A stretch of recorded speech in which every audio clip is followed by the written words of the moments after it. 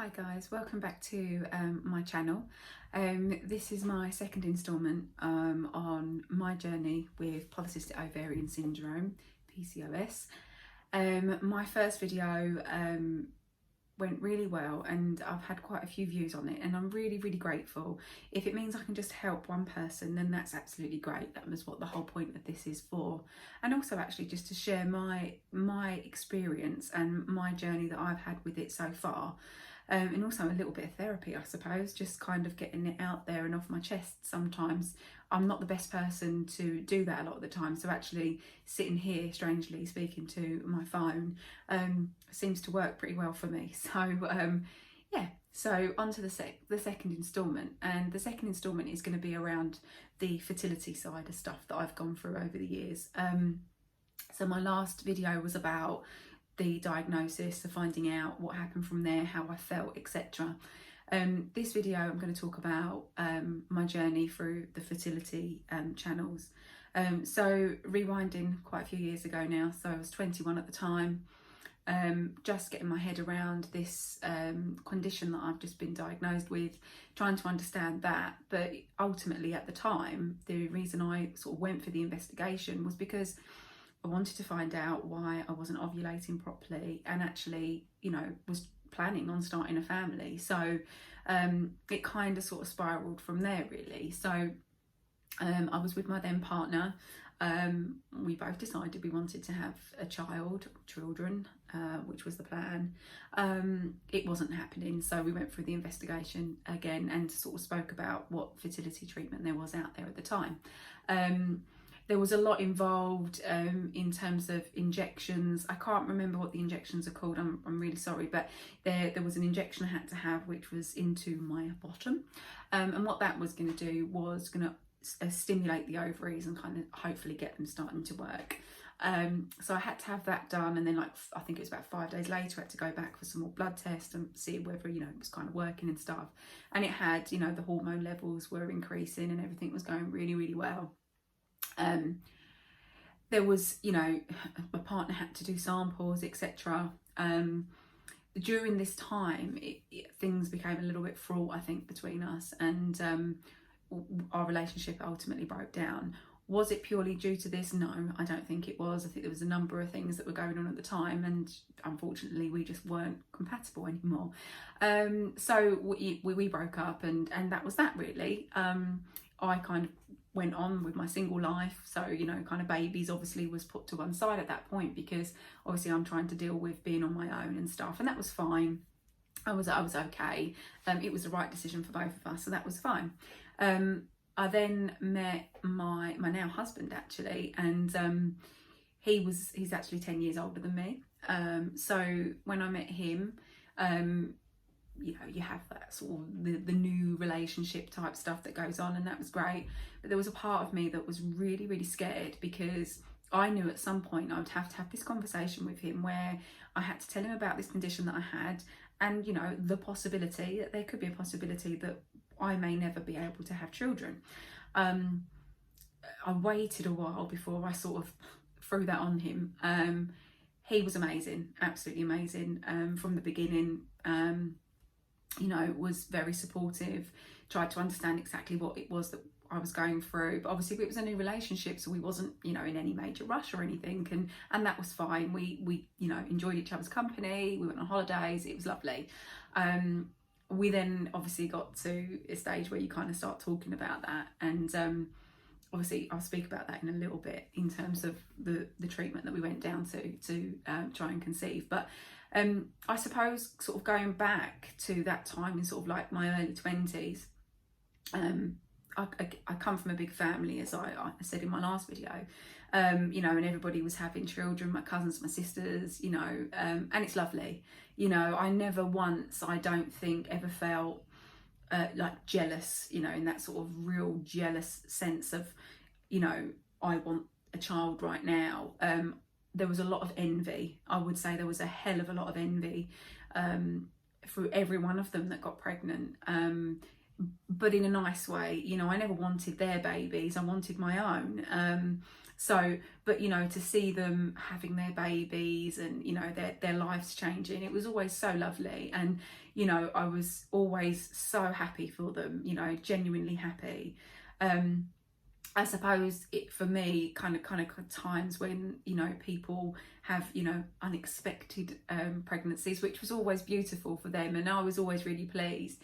But there was always that little bit inside me, that little bit of hope that would be kind of like, oh, you know, this could happen to me, you know, just randomly, you know, I might just find out I'm pregnant, you know, that could happen, you know. And I kept telling myself that, you know, that could happen, so you know, let's just go with it. And of course, you know, 1 month went into the next month and the years, and it didn't happen.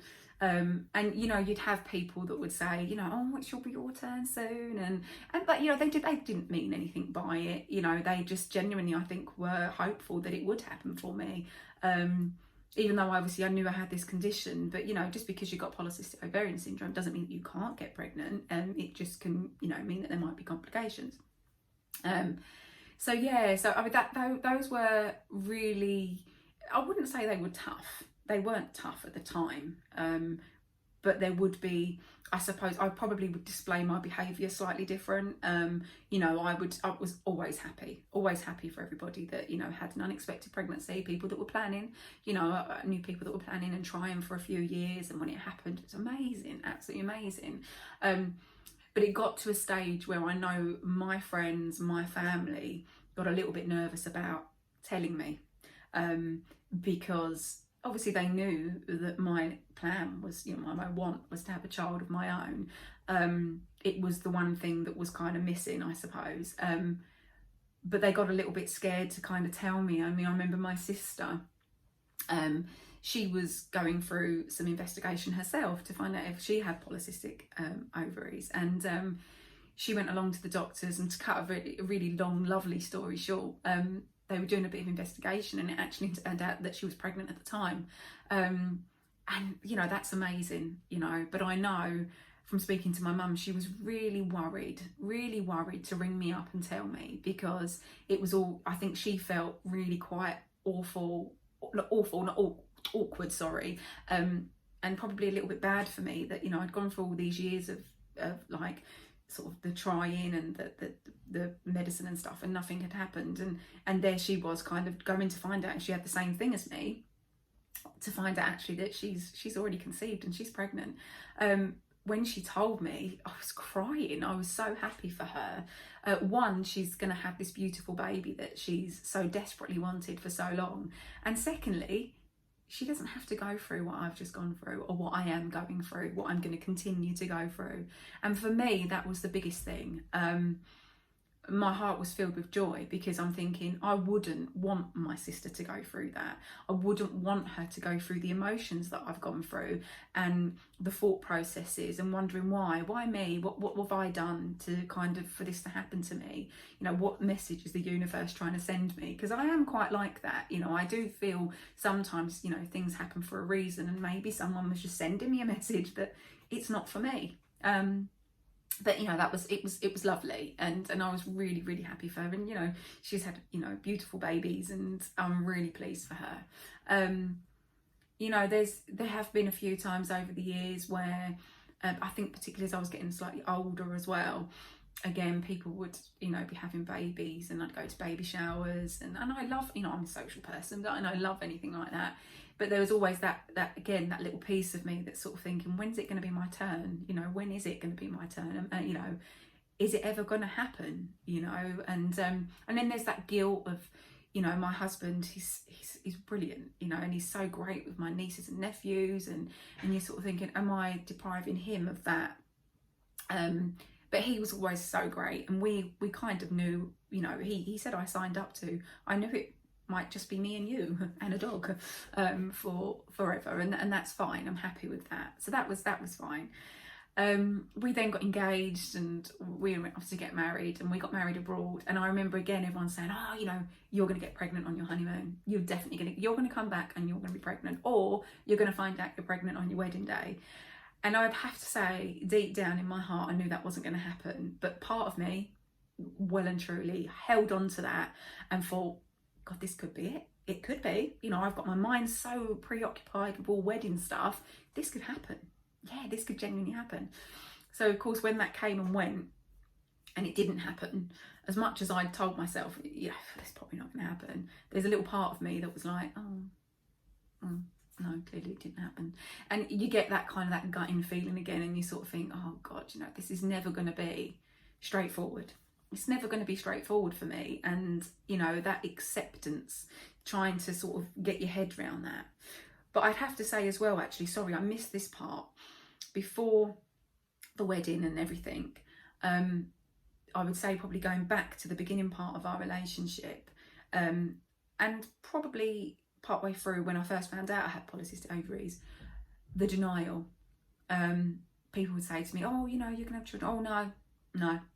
I think I probably got to about 27 and I decided, no, I'm not having children. It's, you know, it's not for me. And I would tell everybody this, no, we've decided we're not going to have children. And as I'm saying the words, I'm thinking to myself, you are such a liar. You do want children. You just can't see this happening. So therefore you have convinced yourself that you don't want children, because that's just going to be easier. You know, it's not going to hurt your heart so much. But that living with that lie was even worse, because, you know, people would say it to me and I think, God, they must just think, God, you're really cold-hearted, because oh no, it's not for me. You know, I love children, but just not for me, thank you. No, we're not going to have children. And even as I'm saying the words, I'm thinking, why are you saying this? Because you do. Why are you lying? But I did, and I kept up that pretense, I would say, probably for a good few years actually. And then, so yeah, sort of 27, we got married when I was 29, and then we came back off our honeymoon and we had a really serious chat, and we said, right, what are we going to do? Are we going to try this, you know, in earnest? And so we did. And we went to see the fertility doctor, who I'd had seen before previously, and had already tried the Clomid and the metformin Provera cycle. I don't know if anyone's aware of that. So because I don't ovulate regularly, I'd have to take the Provera to bring on a cycle. Then I'd have to take the metformin on the lead up to that as well, which is not nice. Metformin is not nice. It's actually a diabetes drug. So what it tries to do is regulate your insulin. So you take that for, like, you do 1 tablet 1 week, then it goes up to 2 tablets the next week, 3 the next week, and then 4. And this is what I did. It might have changed now, but that's what I did. And oh my God, it gave me every single side effects, from sickness to diarrhea to just feeling sick all the time. It was just the most bizarre thing. And then you take your Clomid for 5 days, and then after that you are at your most fertile, so therefore, you know, you go home and you be nice to your husband. And yeah, we tried it a couple of times and nothing had happened. So we then sort of started talking about IVF. So, you know, is that something for us? Is it something, a road we want to go down? How expensive is it going to be, etc. But when we came back from our honeymoon, we went back to see the fertility doctor, and actually at that point, we got married in the August, from the December, I'd actually had some sort of cycle every single month.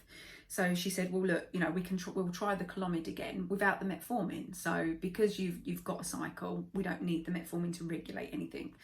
So we went for it, and I started that in probably about the December, and I think I must have done 2 cycles of the Clomid, because by the end of February I was actually pregnant.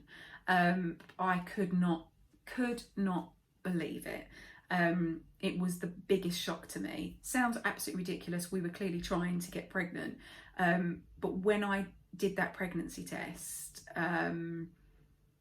yeah, it was just amazing. I actually found out I was pregnant on Mother's Day, in March 2010. But I'd actually fallen pregnant, obviously, at the end of February. And I did the test, and I just remember sitting there crying. And my husband was obviously excited too, but what he kind of said to me was, look, you know, let's not get too excited, because we knew what the odds were. You know, when you conceive via any sort of fertility treatment, your odds of a miscarriage are a lot higher. My body, as far as I know, has never been pregnant, so you've also got the the whole, you know, your body sort of rejecting it type thing. So yeah, so I was like really excited, but what I tried to do was just be really positive, and actually what I did was looked on the positive side of saying, well, do you know what, actually my body actually got pregnant. That's the biggest thing for me at this stage. I actually can get pregnant. So what happens from here on in happens, but I can get pregnant. I now know that I can. So that was, you know, that was a really good thing. And then the whole way through my pregnancy, I probably have never been as calm and as relaxed as I have been had at that point. And I just took every single week as it came, from one week to the next, really gentle. You know, I didn't wrap myself up in cotton wool. My husband didn't wrap me up in cotton wool, but I just took one day at a time. And that's all I would say to anybody, is just take one day at a time, because what's meant to be is meant to be. And if, you know, if anything's going to happen, it's going to happen, and it's not going to be due to anything that you've done, unless you're out there, you know, taking heavy drugs and stuff like that. You know, it's not going to, you know, there's nothing that you can physically do that's going to impact that. So just take every day as it comes and try to enjoy it. And that's exactly what I did. And luckily, you know, touch wood, I had a really, really good pregnancy. I enjoyed every moment of my pregnancy. It was the most loveliest time. It was beautiful. And what was lovely was everybody that came on the journey with me, that's been with me since I first diagnosed when I was 21. You know, this baby was so loved long before he even came into the world. It was unreal. And it's such a beautiful thing. And everybody, you know, from friends to family, everybody was just, you know, so excited. They'd gone through this kind of fertility stuff with me and everything, most of the journey, and it was lovely. And we were absolutely delighted to welcome our son in November 2010. He's nearly 9 now, and it's been a journey, but he's amazing, and it worth all of the heartache before that, and the, you know, the yucky drugs that you have to take. But it was absolutely, you know, obviously absolutely worth it. And I love him dearly, and he's, you know, such a wanted and loved child, and that's amazing. But then what comes with that is, when he was about 18 months old, we decided, well, you know what, if we're going to have any more, let's try again now. So we tried the Clomid again another 3 times after that, and unfortunately it never worked. We would love, you know, to be able to have, you know, more children. It was definitely something that we both wanted, and I think it's something that would have really benefited our son as well. And I think I personally never just wanted to have one child. I'm not an only child, I'm one of 7, and I'm not saying that there's anything wrong with being an only child, but my vision was that I would have, you know, at least 2 or 3 children, and that would have been absolutely lovely. Don't get me wrong, I'm eternally grateful for the one that I've got, and if that's God's will that I'm only to have one, then that's the way it is, and I couldn't be happier.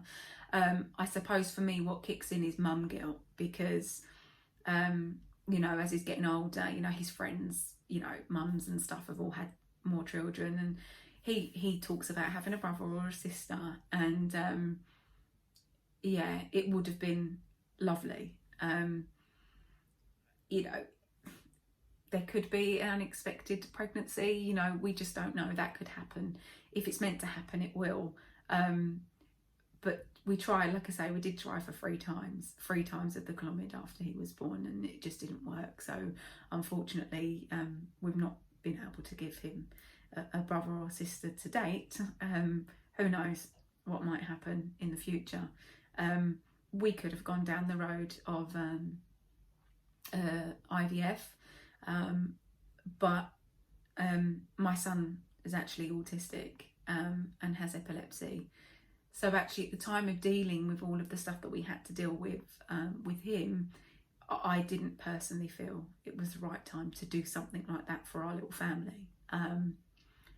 And I still stand by that decision, but I suppose there probably was a small part of me that thought, if it's happened before with Clomid, it will happen again. And or maybe we might get a special delivery somewhere along the line.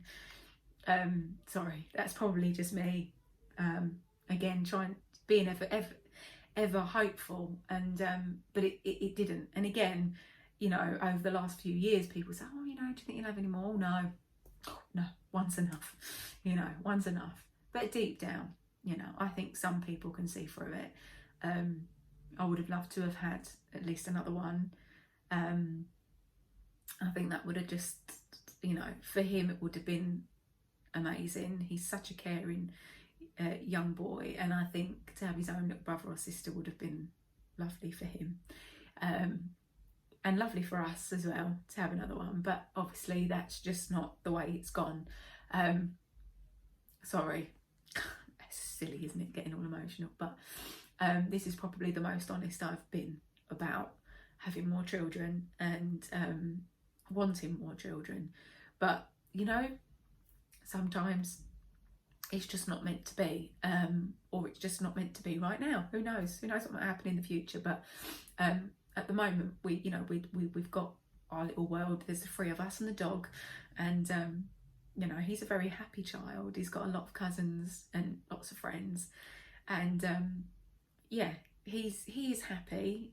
It's just, like I say, when the parent guilt kicks in, you know, oh mum, you know, can I have a brother or sister? And you know, he's too young to understand mummy's body, and it doesn't work properly. But yeah, who knows what the future might bring? It, you know, it might work out. But that's where I am at the moment. That's where we've gone through and sort of come out the other side. So I suppose what I would say is to anyone out there trying is, you know, don't lose hope, because it can happen. It might only happen the once, but once is great. You know, you've gone through the experience of carrying a child, giving birth to a child, and loving a child is, you know, any parent will tell you, is the most amazing feeling in the world. But just hang on in there, you know, and just keep trying as much as you can. You know, if you get to a point where you just can't do it anymore, then just be honest with yourself. And you know, we talked about adoption, and it's something that I wouldn't have written off. I still wouldn't write it off. To love a child and actually see them flourish is amazing. And I don't necessarily always think that has to be a child that you've, you know, given birth to yourself. There's plenty of children out there that need a lot of love. So, like I say, it's not something that we've written off at this stage. But yeah, so I'm going to keep sharing my journey. So far we've gone through the diagnosis, the fertility journey that I've gone through and still going through. I suppose in this day and age, I'm 39, so nothing's stopping me from keeping trying. Who knows? A little stalk might arrive. My next videos are going to be around the other side effects that come along with it, so things like depression, facial hair, mood swings, all those delightful things that polycystic ovaries brings us. But let's talk about it. Let's keep on talking about it and be honest about it. Be honest about how you feel, and don't be scared. Don't be scared to cry. Don't be scared to tell people how you feel, because there's always someone out there that's willing to listen. Thank you.